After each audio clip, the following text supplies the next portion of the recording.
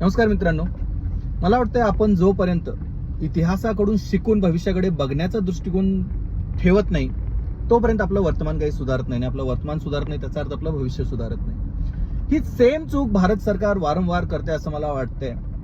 Latest कारण आहे कालचं संसदेचं अधिवेशन, हिवाळी अधिवेशन, ज्यामध्ये ते चर्चा करत होते. 1835 मध्ये आनंद मठ म्हणून एक पुस्तक लिहिलं गेलं होतं. त्यामध्ये एक कविता किंवा एक गाणं लिहिलं गेलं होतं, वंदे मातरम नावाचं.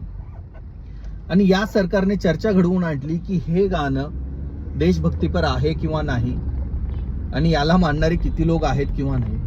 तर या गोष्टीची काहीच गरज नव्हती. लिहिणारे लिहून गेले, घेणाऱ्यांनी घेतले. 1835 साली झालेली गोष्ट 1935 किंवा 45ला कुणीतरी त्याला राष्ट्रगीत म्हणून दिलं, त्यातले 2 कडवे. या गोष्टीला तिथेच विसरण्याची ही वेळ आहे.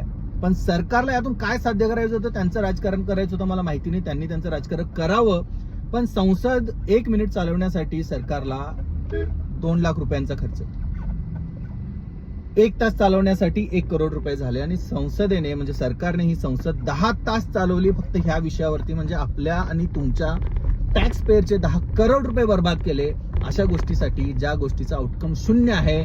ती असती, झाली नसती, किंवा झाली असती चर्चा तरी कुणाला काही फायदा झाला नसता, काही नुकसान झालं नसतं. अशाच गोष्टीवर आपण जर 10 करोड रुपये उधळत बसणार आहोत, आपण वेळ उद्ध्वस्त करत बसणार आहोत, तर दिल्लीमध्ये झालेल्या आतंकवादी हमल्याची चर्चा कधी करणार, रुपयाची पडती किमतीबाबत चर्चा कधी करणार, भारतामध्ये जे जॉब लॉस होत आहेत त्याची चर्चा कधी करणार, जग AI कडे चाललेलं आहे त्याची चर्चा कधी करणार. मला तर काही कळण्याचं झालंय. तुम्हाला जर बरोबर वाटत असेल तर नक्की कमेंटमध्ये सांगा.